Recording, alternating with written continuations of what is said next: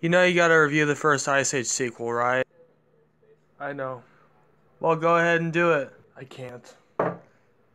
Come on, Ethan. You're a strong boy. You can do this. You can handle it. Okay, I gotta do it. Welcome back to another review in my Blue Sky Studios series. So today I'm going to review the third film from Blue Sky, also their first sequel, Ice Age starring Ray Romano, John Leguizamo, Dennis Leary, Sean William Scott, Josh Peck, and Queen Latifah, and is the follow-up to the 2002 hit Ice. Now, I gotta be honest, I kind of blocked this movie out of my mind, because this came out in 2006 when animated films starring a whole cast of animals was a lot more common. We got Over the Hedge, we got Flushed Away, we got Ant Bully, we got uh, Open Season, just a whole slew of those kinds of films. And Ice Age The Meltdown was not really that memorable. Now, I will say it is a huge improvement over the original, bar none. The animation looks a lot better. It doesn't look as creepy or unfinished as it did in the first movie. And there's a whole lot more stakes this time. This time it actually feels like the characters are in danger. Like, there's a deadline. They have to get to this boat and survive this. And a lot of the colors in this movie are actually beautiful to look at. But outside of all those positives, is a very generic by-the-numbers animated film. This doesn't really do anything new. And I know I complain that people complain that a lot of movies don't do a lot of things new. Like, basically, I tell people like they shouldn't complain about good movies, even if they do the same cliches that we've all seen before. But for some reason, Ice Age The Meltdown is a boring movie. It's not a bad movie, it's kind of nothing.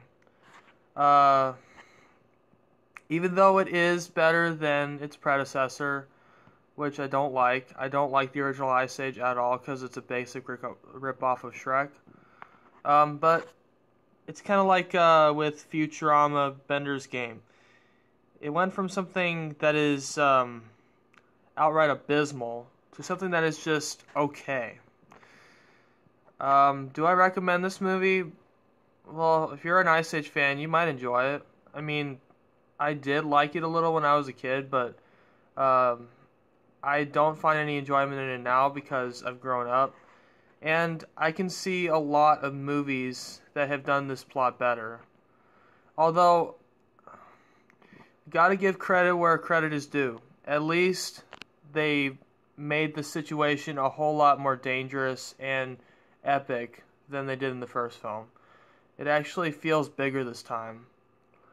And the animation is good. It's better than the first film. But again, the movies surrounding it, like I said, visuals are not enough to hold a movie. It has to have a good story. The story is the foundation, right? The animation is kind of the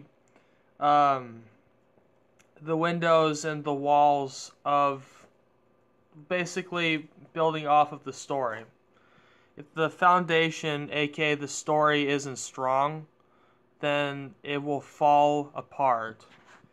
And this movie kind of fell apart. It could have been a great epic masterpiece, but it has a lot of flaws. It's not a perfect movie. It's not really even a great movie. So I'm going to give Ice Age The Meltdown the same grade that I'd probably give Robots. Only it's going to get a little lower score. I'm going to give it a 4 out of 10.